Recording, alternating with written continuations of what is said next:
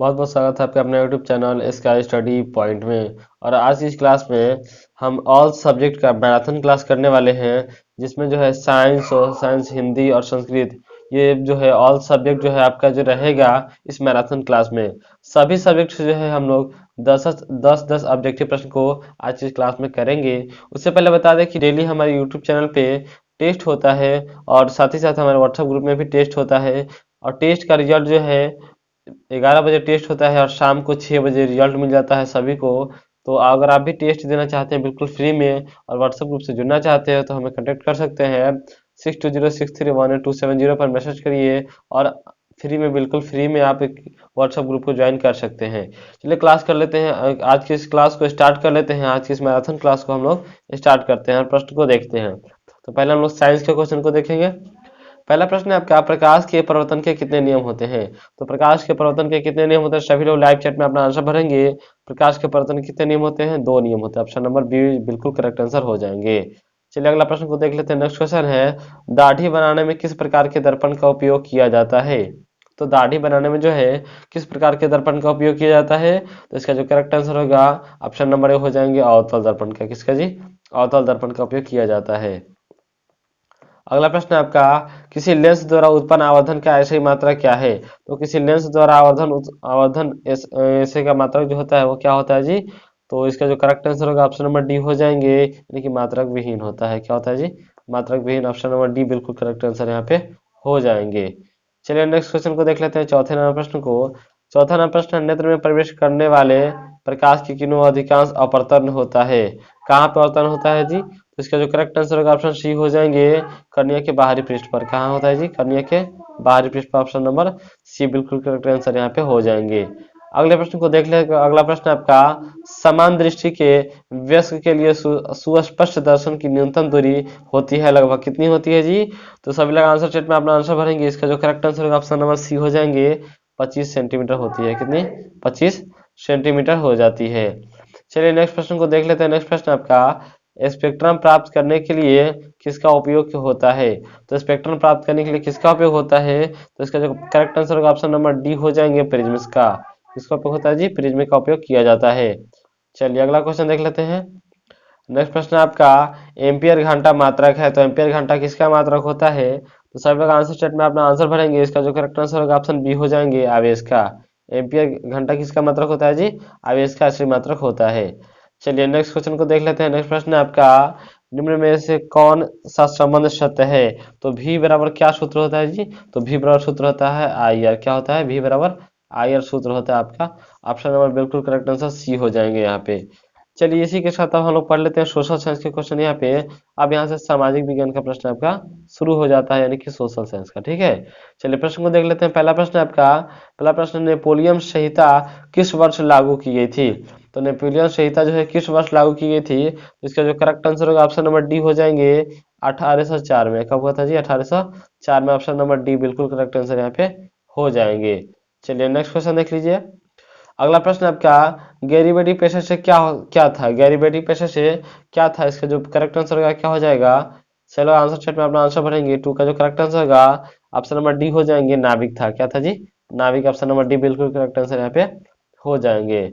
चलिए next question है आपका, हिगेल कौन था? हिगेल जो है कौन था जी? तो इसका जो करेक्ट आंसर होगा ऑप्शन नंबर सी हो जाएंगे, दार्शनिक था। हिगेल कौन था जी? बिल्कुल correct answer option number C हो जाएंगे, दार्शनिक था। चलिए चौथे नंबर क्वेश्चन का सभी लोग आंसर देंगे। सभी लोग अपना आंसर भरिए तो चौथे नंबर क्वेश्चन पे ध्यान दीजिए। चौथा नंबर प्रश्न है आपका, कार्ल मार्क्स का जन्म कहाँ हुआ था? तो कार्ल मार्क्स का जो जन्म है वो कहाँ पे हुआ था जी? तो सभी लोग अपना आंसर बताएंगे। इसका जो करेक्ट आंसर होगा क्या हो जाएगा? ऑप्शन नंबर ए हो जाएंगे, यानी कि जर्मनी में हुआ था। कहाँ हुआ था जी? जर्मनी। बिल्कुल करेक्ट आंसर यहाँ पे हो जाएगा। चलिए प्रश्न है आपका, अंकुर वाट का मंदिर कहाँ स्थित है? अंकुर वाट का जो मंदिर है वो कहाँ स्थित है? तो इसका जो करेक्ट आंसर होगा ऑप्शन नंबर डी हो जाएंगे, कंबोडिया। कहाँ है जी? कंबोडिया। बिल्कुल करेक्ट आंसर यहाँ पे हो जाएंगे। अगला प्रश्न यहाँ पे नेक्स्ट क्वेश्चन देखिए, ब्राह्मण समाज की स्थापना किसने की थी? तो ब्राह्मण समाज की जो स्थापना वो किसने की थी जी? इसका जो करेक्ट आंसर होगा ऑप्शन नंबर ए हो जाएंगे, राजा राम मोहन राय। ऑप्शन नंबर बिल्कुल करेक्ट आंसर ये हो जाएंगे। ठीक है, चलिए नेक्स्ट क्वेश्चन देखिए। नेक्स्ट प्रश्न आपका, स्पेनिंग जेनी का आविष्कार कब हुआ? स्पेनिंग जेवी का आविष्कार जो है कब हुआ, तो इसका जो करेक्ट आंसर होगा ऑप्शन नंबर बी हो जाएंगे 1964 में। कब हुआ था जी? 1964 में हुआ था। ऑप्शन नंबर बिल्कुल भी करेक्ट आंसर हो जाएंगे। नेक्स्ट क्वेश्चन को देख लीजिए। नेक्स्ट क्वेश्चन आपका, सिखों के 10वें और अंतिम गुरु श्री गोविंद सिंह का जन्म बिहार के किस नगर में हुआ था? तो किस नगर में हुआ था जी? तो सभी लोग आंसर बताएंगे। इसका जो करेक्ट आंसर है ऑप्शन सी हो जाएंगे, पटना में हुआ था। कहाँ पे हुआ था जी? पटना बिल्कुल करेक्ट आंसर यहाँ पे हो जाएंगे। अगला प्रश्न आपका, गिरमिटिया मजदूर बिहार के किस क्षेत्र में भेजे जाते हैं? तो गिरमिटिया मजदूर जो है बिहार के किस क्षेत्र में भेजे जाते हैं? तो पश्चिमी क्षेत्र में। कहाँ पे जी? पश्चिमी क्षेत्र में। ऑप्शन नंबर बी बिल्कुल करेक्ट आंसर यहाँ पे हो जाएंगे। चलिए नेक्स्ट क्वेश्चन देख लीजिए। नेक्स्ट प्रश्न आपका, गुटेनबर्ग ने सर्वप्रथम किस पुस्तक की छपाई की? तो गुटेनबर्ग ने सर्वप्रथम किस पुस्तक की छपाई की? तो इसका जो करेक्ट आंसर होगा ऑप्शन डी हो जाएंगे, बाइबल की। किसकी जी? बाइबल बिल्कुल करेक्ट आंसर यहाँ पे हो जाएंगे। चलिए नेक्स्ट क्वेश्चन है यहाँ पे देखिए, श्रम विभाजन और जाति प्रथा। ये अब हिंदी का क्वेश्चन आ गया यहाँ पे। अब जो है आपका हिंदी स्टार्ट हो गया। 10 को सामाजिक विज्ञान समाप्त हो गया तो हिंदी स्टार्ट हो गया। ठीक है, चलिए।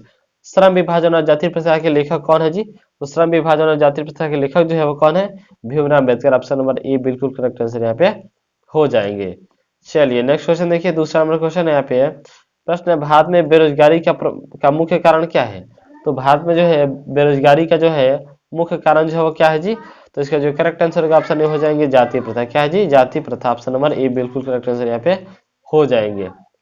चलिए नेक्स्ट क्वेश्चन आपका, विष के दांत पाठ की विधा है। विष के दांत पाठ कैसी विधा है जी? तो इसका जो करेक्ट आंसर होगा ऑप्शन डी हो जाएंगे। विष के दांत जो है वो क्या है जी?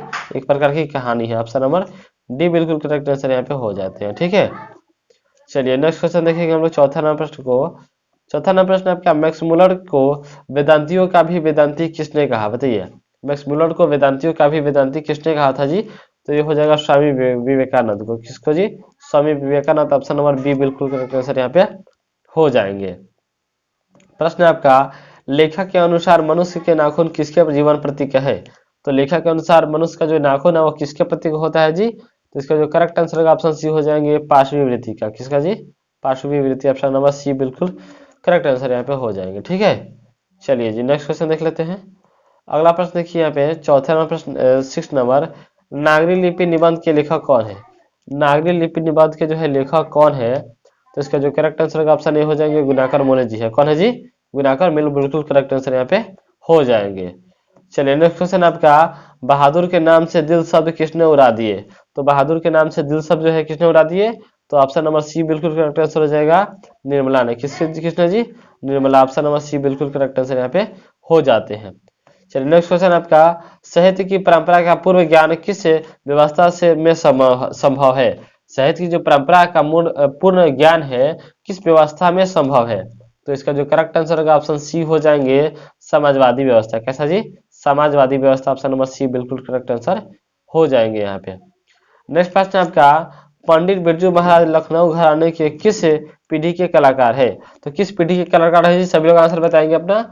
इसका जो करेक्ट आंसर होगा ऑप्शन बी हो जाएंगे, 7वीं पीढ़ी के। किस पीढ़ी के जी? 7वीं पीढ़ी। ऑप्शन नंबर बी बिल्कुल करेक्ट आंसर हो जाएंगे। नेक्स्ट क्वेश्चन आपका, अभिनव किस देश में है? बताइए, तो अभिनव जो है वो किस देश में है? तो इसका जो करेक्ट आंसर होगा ऑप्शन बी हो जाएंगे, फ्रांस में। कहाँ पे है जी?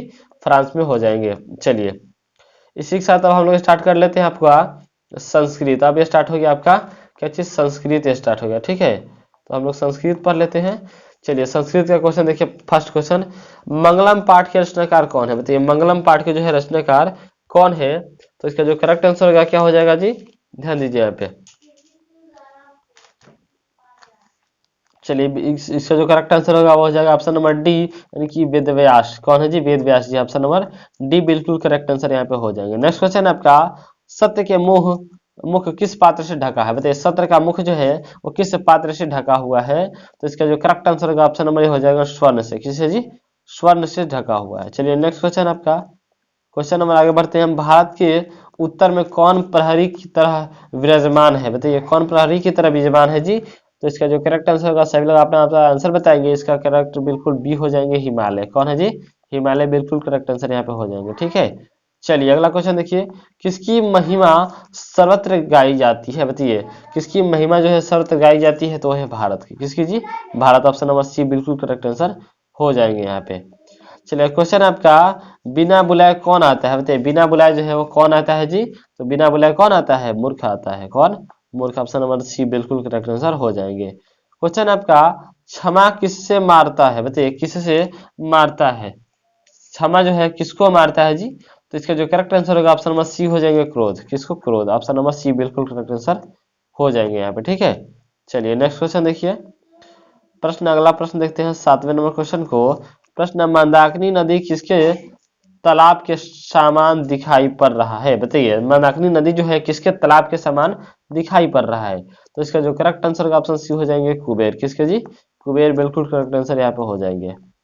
नेक्स्ट प्रश्न है आपका, कालिदास ने किस नदी का वर्णन किया है, तो कालिदास ने जो है किस नदी का वर्णन किया है, तो ऑप्शन बी हो जाएंगे मंदाकिनी का। किसका जी, मंदाकिनी। ऑप्शन नंबर बी बिल्कुल करेक्ट आंसर हो जाएंगे यहाँ पे। प्रश्न है आपका, अलसशाला में आग लगने पर भी कितने लोग नहीं भागे, तो कितने लोग नहीं भागे थे जी, सभी लोग आंसर बताएंगे। तो कितने लोग, 4 लोग नहीं भागे थे। कितने लोग, 4 लोग, ठीक है। चलिए अगला क्वेश्चन देखिए।